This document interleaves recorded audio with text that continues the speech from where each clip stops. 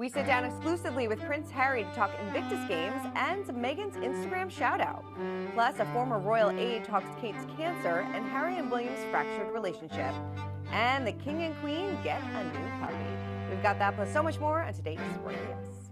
Hey everyone, Christina Garibaldi here, and I am joined by Us Weekly executive editor Justin Ravitz. Hi, Justin. Hey again, how are you? So good. We're going to check in with Michaela in just a second, but I am so excited because Justin spoke exclusively with Prince Harry at the Invictus Games. It's in this week's issue of Us Weekly, but we wanted to get you here to talk all about it and what it was like to talk to Prince Harry firsthand. Yeah, it was a very momentous occasion. I was definitely a little nervous. It was after one of the matches, and we got to talk a bit about the Invictus Games. We got to talk about he was just coming off of watching a game, so he was like, his energy was palpable. He was really just stoked, and he was talking to me about sitting with folks from a rehabilitation center in Ukraine, actually, and you could just sort of see how inspired and charged up he is, like in that environment, surrounded by the athletes. And I got to talk to him a little bit about the 2027 games, which are in Birmingham, the UK, so that is going to be a return to like home turf for him,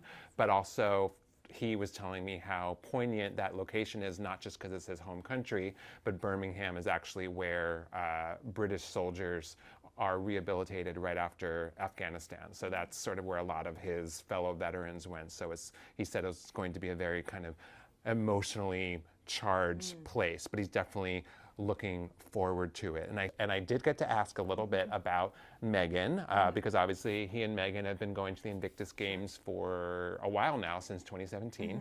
And I got to ask him, well, what are your favorite memories with her? He said there's so many special memories. He had a hilarious anecdote actually about when Meghan was pregnant for the first time with Prince Archie. So this would be in 2017, I think it was in Sydney.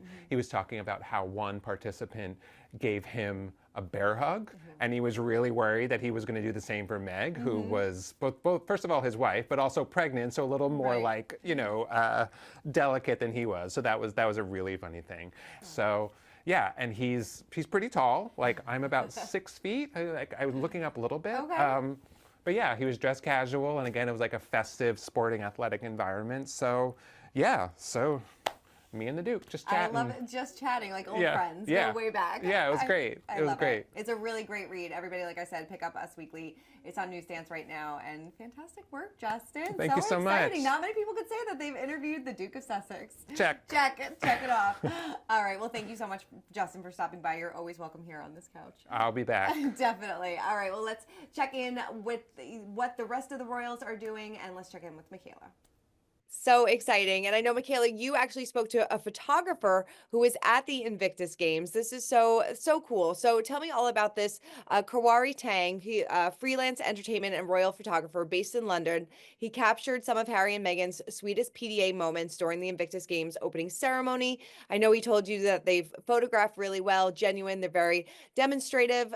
He said that I photographed them from the start, so it's actually nice to just photograph them along their journey. So what else did he say, and how did he maybe influence Kate and William as well? It was so great to talk to him. Like, he was really insightful speaking about Harry and Meghan's PDA, as you mentioned, because he has been photographing them since before they even got married. I think he said that he had first started photographing them in 2016, so right at the beginning when they were dating.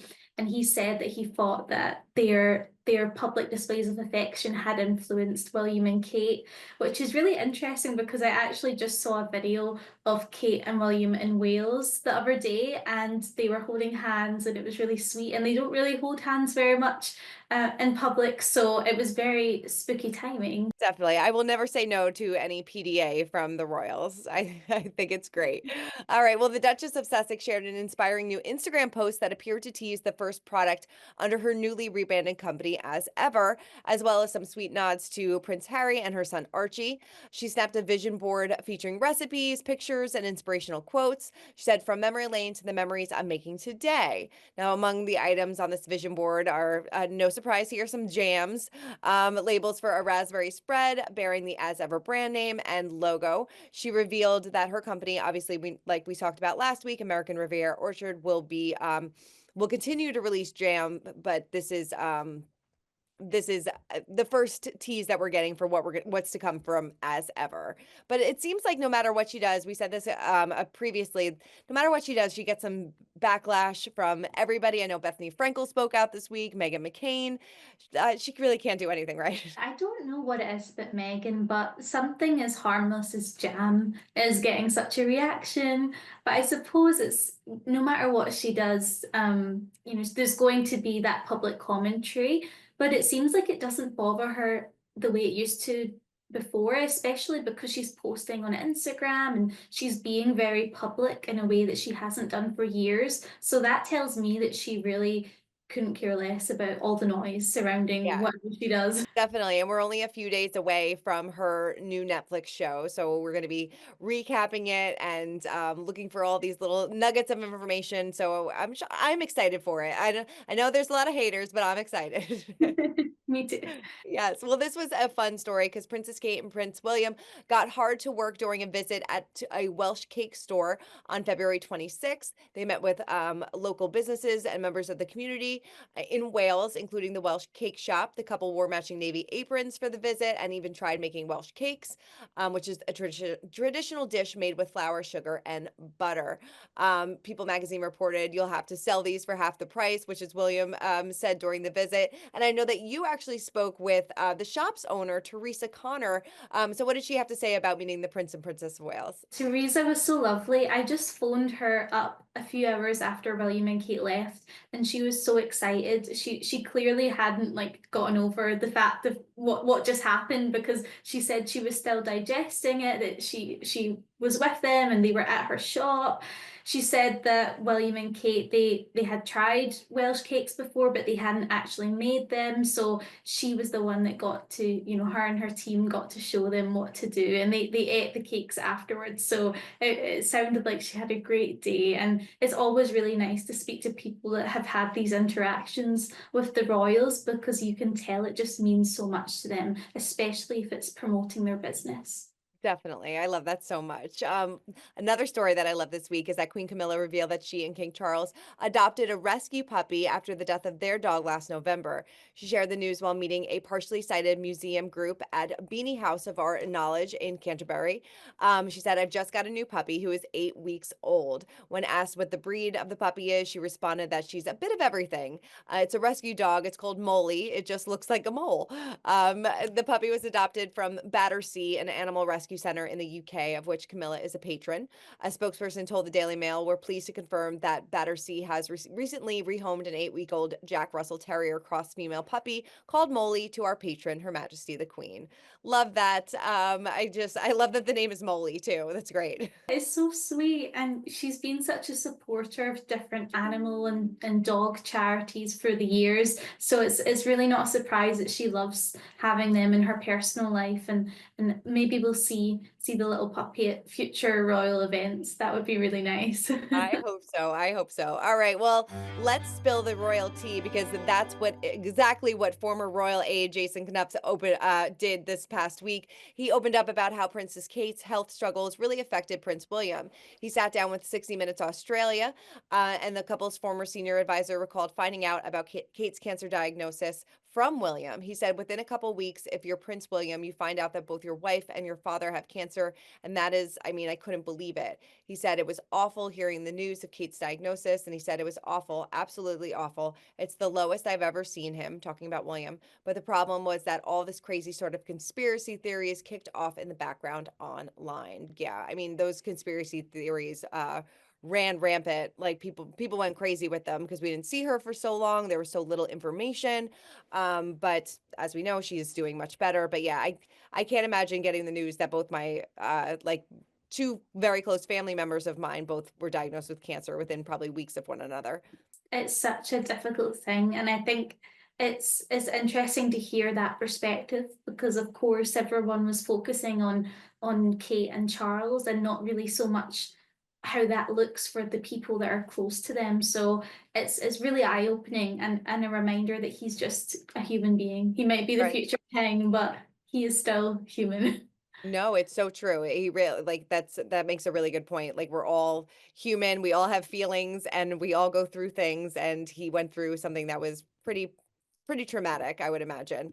Mhm. Well, the same royal aide also spoke about Prince Harry and Prince William's relationship or fractured relationship. He said it's very difficult to have this stuff play out in the public eye, but William's chosen to keep his thoughts on it private, and I think all of us who know him really have to respect that.